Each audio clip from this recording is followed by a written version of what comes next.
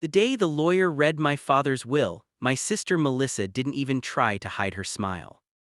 We sat across from each other in a quiet office that smelled faintly of old paper and polished wood. Outside, the sky was gray, heavy with the kind of clouds that promise rain but never quite deliver it.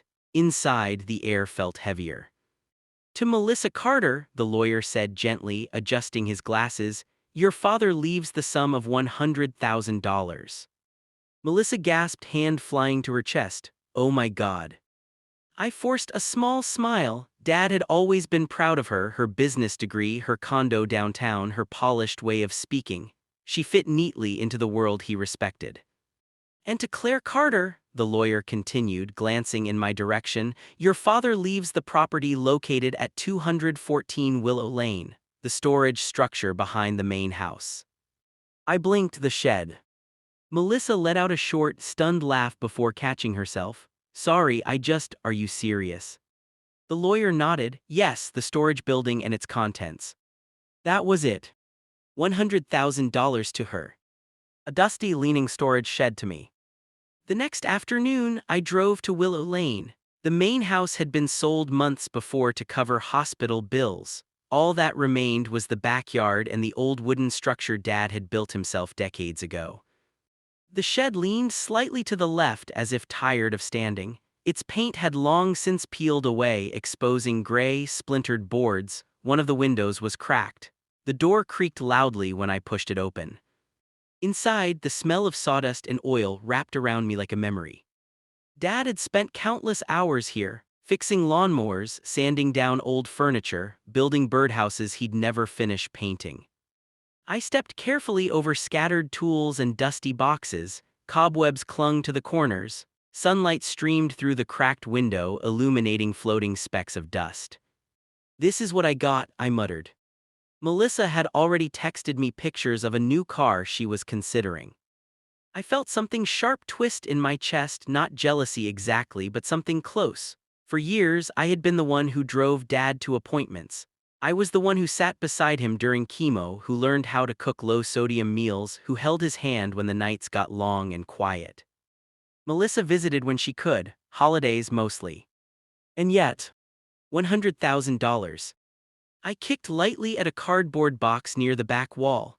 It slid aside, revealing a metal filing cabinet I didn't remember seeing before. It was tucked behind stacks of old lumber, almost hidden. Curious, I knelt and tugged open the top drawer. Inside were folders, neatly labeled. Property deeds. Bank statements. Insurance policies. My breath caught.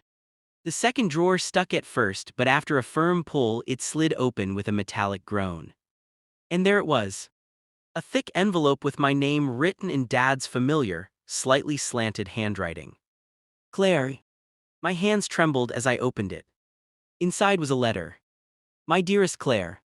If you are reading this, then you've probably already wondered why I left you the shed instead of money. I can almost see that stubborn wrinkle between your eyebrows." I let out a shaky laugh. He used to tease me about that. "The truth is, the shed isn't just a shed, it holds everything I couldn't explain in a lawyer's office. Melissa always chased security, you chased meaning. I needed to leave each of you what fit best." I frowned, reading faster. "Behind the false wall in the back, yes, the one you never noticed, there's a small safe. The key is taped under the workbench. I didn't want to put this in the will. Some things are better discovered, not announced." My heart started pounding.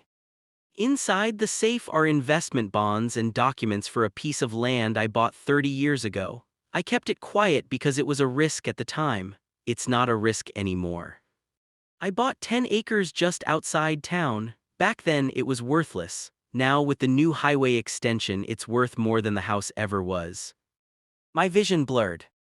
"I put it in your name 5 years ago. I didn't tell you because I didn't want you treating me differently. The deed is in the safe. It's yours. It always was." Tears spilled onto the page. "You were here when it mattered, Claire, not because you expected anything, but because you loved me. I hope this gives you freedom, the kind you never asked for but deserve. Love, Dad." I dropped the letter and scrambled toward the workbench at the back. My hands slid beneath the wooden edge, feeling along the underside. "There." a small key taped securely in place. My pulse roared in my ears as I searched the back wall. At first I saw nothing but rough boards, then I noticed it, a slightly different shade of wood paneling. I pressed against it. It shifted. The panel popped loose, revealing a small gray safe embedded into the wall. My hands shook so badly I nearly dropped the key. It slid into the lock smoothly. Click. The door swung open. Inside were neatly stacked bond certificates and a folder labeled Willow Creek Property. I pulled it out and scanned the documents. 10 acres. Estimated current value, $480,000. I sank back onto the dusty floor. Nearly $500,000. And it was already legally mine. Not something Melissa could contest. Not something the lawyer could accidentally reveal. Dad had known. He'd known I wouldn't fight over money in a courtroom. He'd known I'd quietly accept the shed without complaint. And he'd hidden my inheritance where only I would find it. That evening my phone buzzed. Melissa.